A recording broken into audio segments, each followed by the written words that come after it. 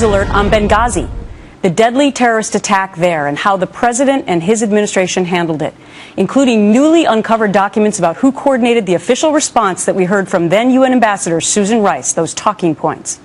So do these new documents now lead directly to the White House? For that, we go to Chief Intelligence Correspondent Catherine Herridge, live for us in Washington. Catherine, breaking news today. You've been covering this for more than a year. What do you know today? Well, thank you, Gretchen. These new Benghazi documents do lead directly to the White House and suggest a senior advisor to President Obama played a central role preparing former UN Ambassador Susan Rice for her controversial Sunday show appearances, where she blamed an internet video for the terrorist attack. Among more than 100 pages of documents released to Judicial Watch after a federal lawsuit is a September 14th email from Ben Rhodes, an assistant to the president and deputy national security advisor for strategic communications. This email was sent 3 days after the attack and 2 days before Rice went on the Sunday talk shows. And it says the goals include, quote, to underscore that these protests are rooted in an internet video and not a broader failure of policy. The Rhodes email was sent to a dozen members of the administration's inner circle, including key members of the White House communications team, such as spokesman Jay Carney. It was sent at the same time on-the-ground reporting from U.S. personnel stated there was no protest in Benghazi.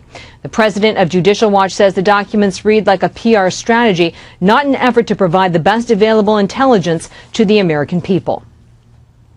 The goal of the White House was to do one thing primarily, which was to make the president look good, blame it on the video, and not on the president's policies. Incidentally, last night, 3 leading Republicans, Senators Graham, Ayotte, and McCain, sent letters to the House and Foreign Affairs committees asking them to compel the administration to explain who briefed Rice in advance of the Sunday talk shows and whether State Department or White House personnel were involved. Fox News is seeking comment from the White House today, and among our questions is whether Rhodes briefed Rice or anyone else on that email chain, Gretchen. Wow. Amazing developments after all this time. Catherine Herridge, thank you so much for your reporting. You're welcome. And for more on this now, Utah Congressman Jason Chaffetz joins me, a Republican on the House Oversight Committee. All right, we had the bombshell at the top of the show with regard to the NBA. I mean, this is another bombshell here on Benghazi. Your reaction?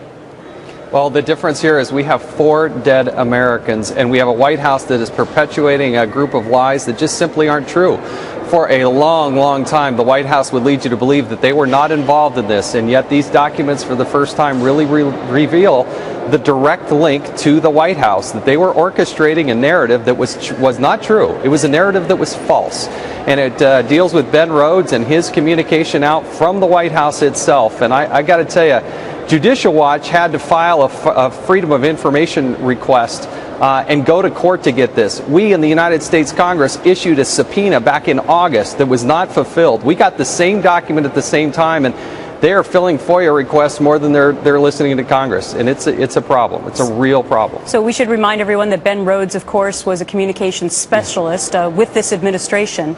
Wouldn't the administration know, Congressman Chaffetz, that through FOIA, through the Freedom of Information Act, that somebody was eventually going to get their hands on these emails?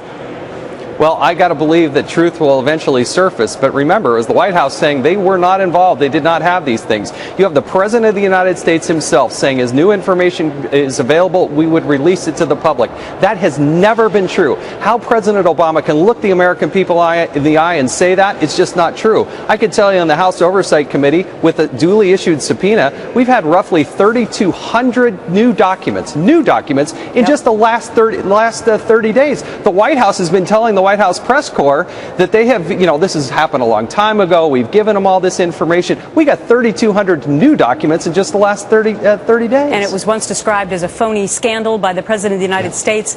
And